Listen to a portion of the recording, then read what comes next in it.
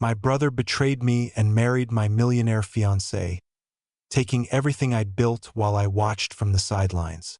8 years later, at my father's funeral, he walked in with her on his arm, flashing that same smug smile, bragging about their perfect life. Then I introduced them to my wife, and the look on their faces when they realized who I'd married was worth every second of those 8 years of silence. My name is Marcus, I'm 39, and I'm standing at my father's funeral trying to prepare myself for the moment I've been dreading for 8 years. The moment when I have to see them again. My younger brother Tyler and my ex-fiancée Victoria, the two people who destroyed my life and somehow convinced themselves they were the victims. My father was always the anchor of our family, the steady presence that held everything together. Growing up in Seattle, Dad taught me about integrity, hard work, and loyalty.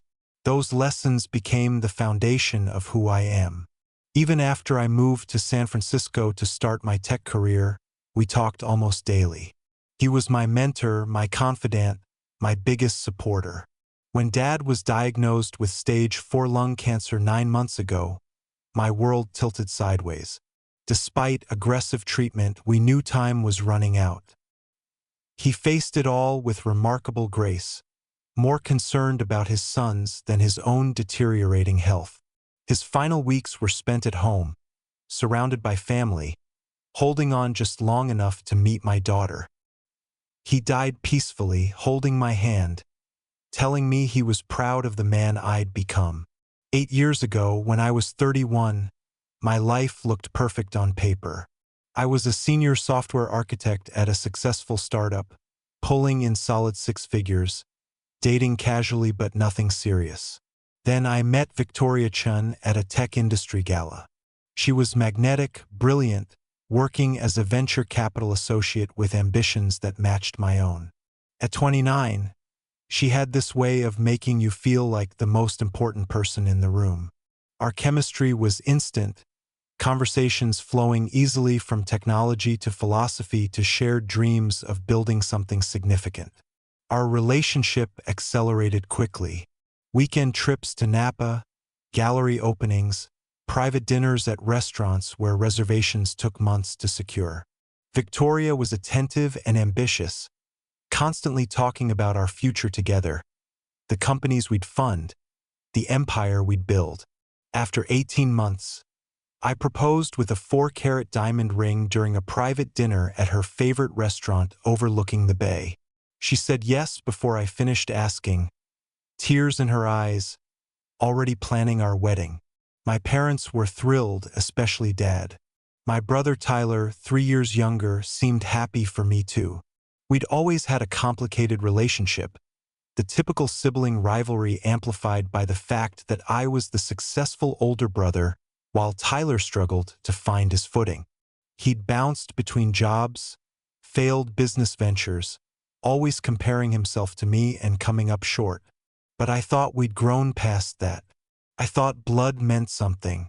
When I introduced Tyler to Victoria at a family barbecue, she was charming as always, asking about his latest startup idea, laughing at his jokes.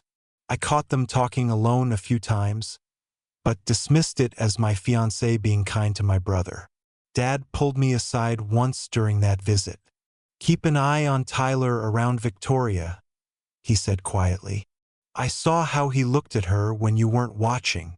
I laughed it off. "Dad, he's my brother. He's happy for us." I was so incredibly, devastatingly wrong. For months before our wedding, I started noticing changes. Victoria began working later, always with excuses about deal negotiations and investor meetings. Our weekly date nights got canceled regularly, always for urgent business that couldn't wait. When we were together, she seemed distracted, constantly checking her phone, giving me divided attention. More concerning was how she started criticizing things she'd previously loved about me. My dedication to my work became obsessive. My close relationship with my parents became codependent. Even my habit of running every morning, which she'd always supported, suddenly became excessive and isolating.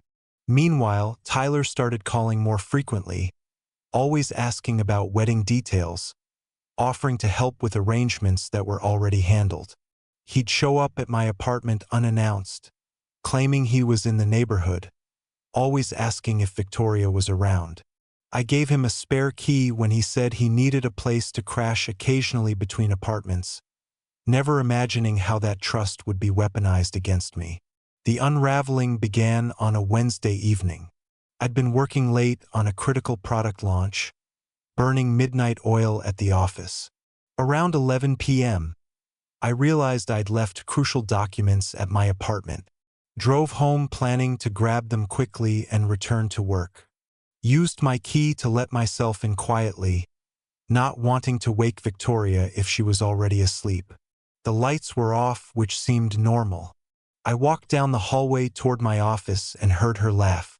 But it wasn't her normal laugh. It was intimate, breathy, the sound she made only with me.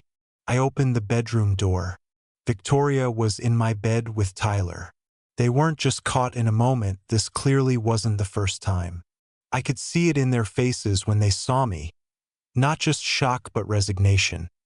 Like they'd been waiting for this inevitable moment.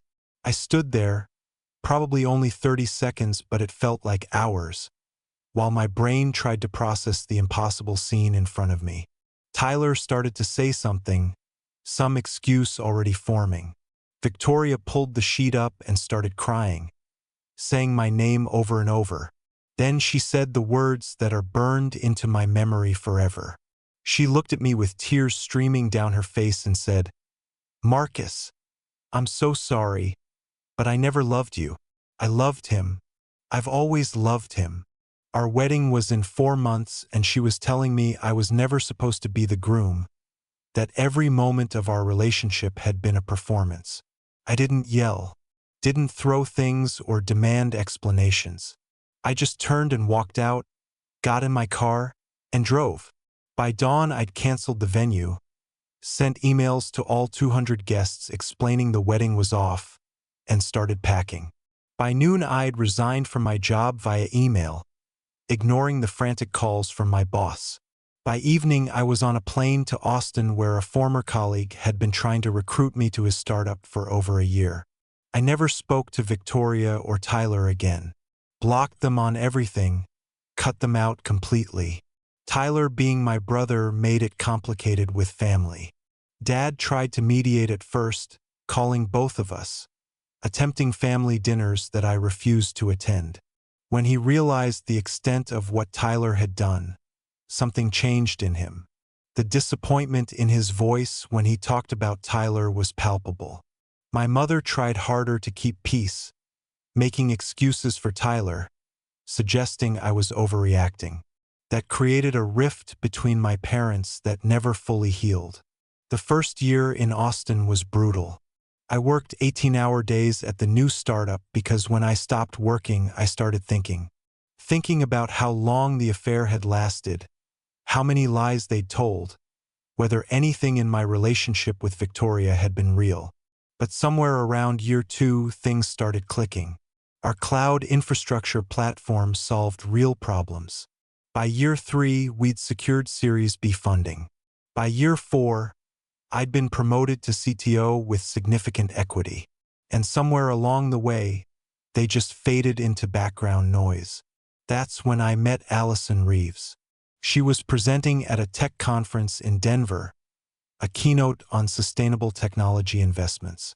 She was a senior partner at one of the largest venture capital firms in the country, brilliant and poised with this quiet confidence that commanded respect without demanding attention.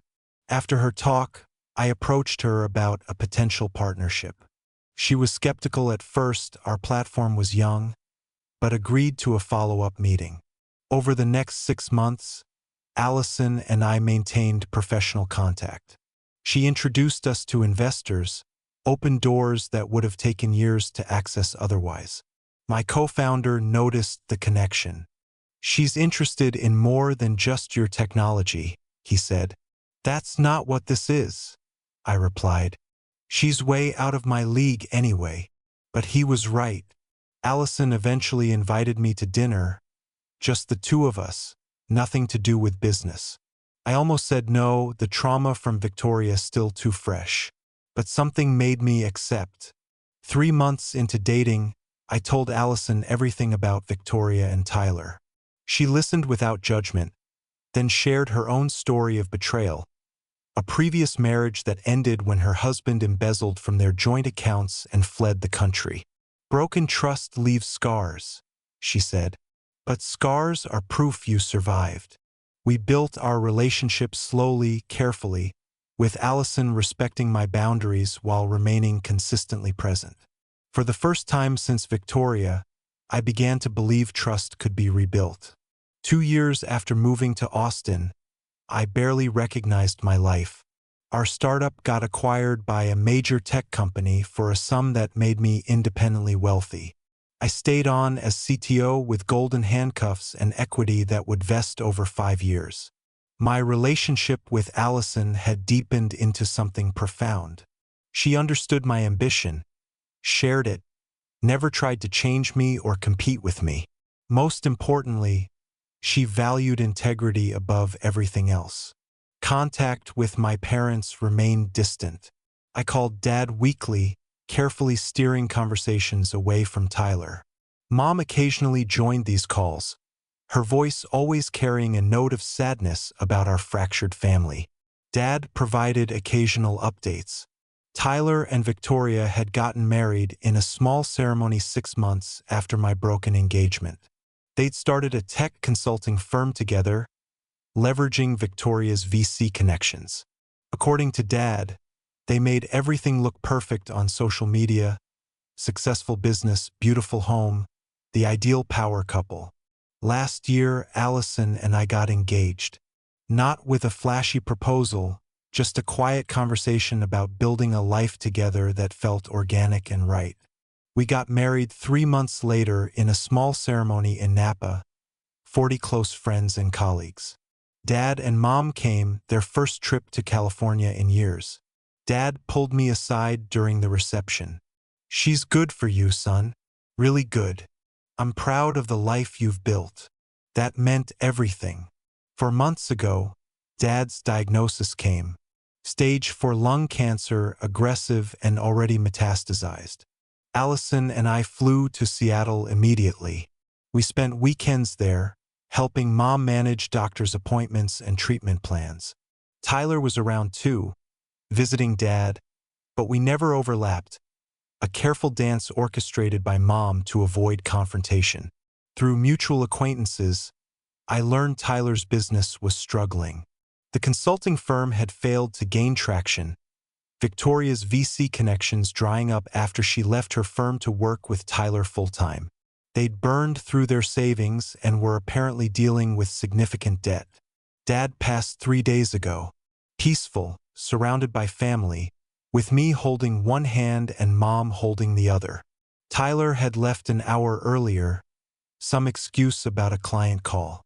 I immediately called him to tell him Dad was gone. His voice broke on the phone, genuine grief cutting through 8 years of silence. "I'll be at the funeral," he said. "We need to be there." We meant Victoria. The thought of seeing them made my chest tight, but I wouldn't let them take this moment from me or from Dad's memory. The funeral home filled quickly. Extended family, Dad's colleagues from his 40-year career, neighbors from my parents' home. I stood with Mom greeting everyone, accepting condolences from people I barely remembered. Allison stayed close, her presence grounding me. Then they arrived. Tyler looked older, worn down in a way that had nothing to do with grief. His suit was nice but not expensive, showing wear around the edges. Victoria stood beside him, still beautiful but with a hardness around her eyes that hadn't been there before. She wore a black dress that was elegant but simple, nothing like the designer labels she used to favor. Her ring hand was conspicuously displayed, the original engagement ring I'd given her still there, a deliberate choice. They made their way through the crowd, accepting condolences, playing the role of grieving family. When they reached the front, Tyler hugged Mom, who returned it stiffly. Victoria did the same, Mom's body language screaming discomfort. Then Tyler turned to me. "Marcus," he said quietly, "it's been a long time." "Yes, just that."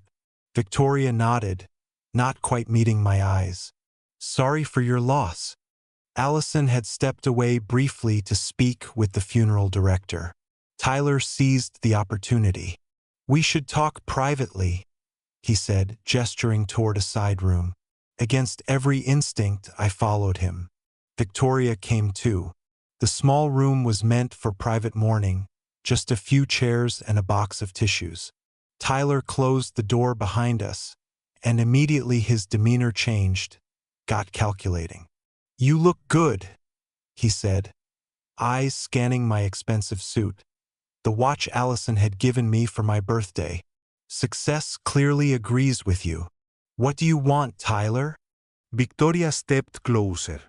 "We wanted to update you on our lives. The business is taking off now. We just secured 3 major clients. And we're planning to start a family soon, Tyler and I. We're finally in a place where everything's coming together." I stared at them. These 2 people who destroyed my life, now standing in front of me spinning fairy tales at our father's funeral. The familiar anger flared briefly, then faded to nothing. "Congratulations," I said, my voice flat. "Is that all?" Tyler's smile faltered. "I thought you'd want to know we're doing well, that we're happy, despite everything. Despite stealing my fiancée and blowing up our family?" Victoria flinched. "It wasn't like that. Tyler and we fell in love. It just happened. Nothing just happens for 8 months while you're engaged to someone else." Tyler's face hardened. "You always had everything, Marcus. The perfect career, Dad's respect, the money. I finally got something you wanted and you can't handle it." I smiled genuinely for the first time. "Have you met my wife yet?" I opened the door where Allison stood waiting, stunning in her black suit, radiating the quiet power that came with running a billion-dollar investment portfolio. "Come meet my brother and his wife." Allison entered smoothly, extending her hand. "I'm Allison. Marcus has told me about you." Tyler's face went pale as recognition hit. "Allison Reeves, from Summit Capital." "That's right." Victoria's eyes widened. "You're married to Allison Reeves?" "The Allison Reeves. 3 years now," I said, taking Allison's hand. "We met when she was evaluating my startup before the acquisition." The word acquisition hung in the air. Tyler swallowed visibly. "Your startup got acquired?" "To a major tech company. I stayed on as CTO. Allison and I met through that process." Allison's smile was polite but glacial. "Marcus, we should get back. The service is about to start." As we turned to leave, I looked back at them one final time. "Enjoy your success, Tyler. I hope it brings you everything you deserve." The service was beautiful. I delivered a eulogy about Dad's integrity, his loyalty, his unwavering support of his family. The irony wasn't lost on anyone that Tyler sat in the back while I stood at the front, Dad's true legacy on full display. At the reception afterward, I watched Tyler and Victoria from across the room. They stood apart from most guests, their earlier bravado completely deflated. Tyler drank heavily while Victoria's fake smile couldn't hide the calculation in her eyes as she watched Allison work the room. A colleague of Dad's approached me. "Your father was proud of you, Marcus, especially these last few years. He'd talk about your success, your marriage, how you'd overcome adversity and built something real." "Thank you. That means a lot." He was disappointed in Tyler, though. "Never quite got over what happened with your engagement. Said some betrayals can't be forgiven, only accepted." The next day, Tyler called. I answered out of curiosity more than anything else. "We need to talk," he said, his voice rough from either grief or hangover. No, we don't. I'm your brother. After everything, we're still family. You stopped being my brother 8 years ago when you slept with my fiancée in my own bed. Family doesn't do that, Tyler. I made a mistake. Victoria and I were struggling. The business isn't what I said. I thought maybe you could help, invest in us or connect us with. Absolutely not. You're really going to hold a grudge forever? Over a woman, over trust, over loyalty, over every value Dad tried to teach us. You chose Victoria over your own brother, chose ambition over integrity. Those aren't mistakes, they're character. You married a venture capitalist worth hundreds of millions. You clearly did fine without Victoria. I built a life despite what you did, not because of it. There's a difference. So that's it? You're just done with me? I was done 8 years ago. You're only noticing now because you need something. That tells me everything I need to know. I hung up. 3 days after the funeral, Mom asked me to lunch, just the two of us. We met at Dad's favorite restaurant, sitting in the booth where he proposed to her 45 years ago. Your father wanted me to give you something, she said, sliding an envelope across the table. Inside was a letter in Dad's handwriting, dated 2 weeks before he died. Marcus, if you're reading this, I'm gone. I wanted you to know that watching you rebuild your life after Tyler's betrayal was one of my proudest moments as a father. You could have become bitter, vengeful, small. Instead, you became stronger, more successful, more complete. Allison is a remarkable woman, and your daughter will grow up watching a father who values integrity above everything else. That's my true legacy. As for Tyler, I love him because he's my son, but I'm not blind to what he is. He made choices that destroyed your relationship and nearly destroyed our family. I don't expect you to forgive him. I'm not sure I fully have, but I hope you find peace with it. Don't let his betrayal define you. You've already proven you're bigger than that. I love you, son. I'm proud of the man you became. Dad. I sat there with tears streaming down my face, Mom reaching across the table to hold my hand. He meant every word, she said quietly. Toward the end, he talked about you constantly. Your success, your integrity, how you handled everything with dignity. He was proud, Marcus. So proud. That evening, Allison and I sat in our Seattle hotel room, our daughter asleep in the adjoining room. How are you feeling? She asked. Lighter, I admitted. Dad's letter, seeing Tyler and Victoria, all of it. I realized I'm not angry anymore. I'm just done. They're struggling, their business failed. Their life isn't what they pretended. And I don't feel satisfaction or vindication. I just feel nothing. That's called healing, Allison said. When the people who hurt you become irrelevant. We flew back to Austin the next day. Life continued. My career thriving, Allison's fund growing, our daughter happy and healthy. 2 months later, I heard through a mutual acquaintance that Tyler and Victoria had separated. The financial stress, the years of maintaining a facade, it all collapsed. Tyler had moved back in with Mom temporarily while Victoria returned to her family in San Francisco. Their business was being liquidated to pay debts. I felt a brief moment of sadness, not for them but for the family we could have been if different choices had been made. But mostly I felt grateful. Grateful that their betrayal pushed me toward a better life. Grateful for Allison, who showed me what real partnership looks like. Grateful for the career I built and the integrity I maintained. Grateful that Dad got to see me happy before he died. 6 months after Dad's funeral, I received a letter from Tyler. Long, rambling, full of apologies and explanations and justifications. He'd realized his mistakes, understood what he'd destroyed, wanted a chance to rebuild our relationship. The letter ended with a request. Could I help him financially? Just enough to get back on his feet. I read it once, then filed it away without responding. Some bridges, once burned, should stay ashes. My life now bears no resemblance to what I imagined 8 years ago. It is better, more authentic, built on real foundations instead of pretty facades.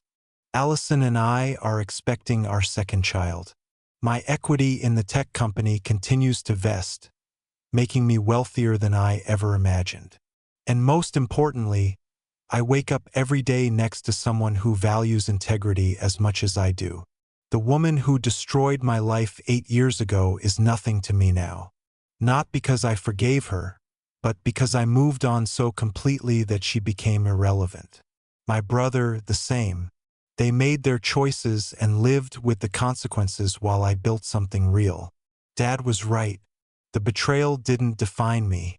How I responded to it did. And I responded by becoming someone he could be proud of, someone I'm proud to be. That's the best revenge there is.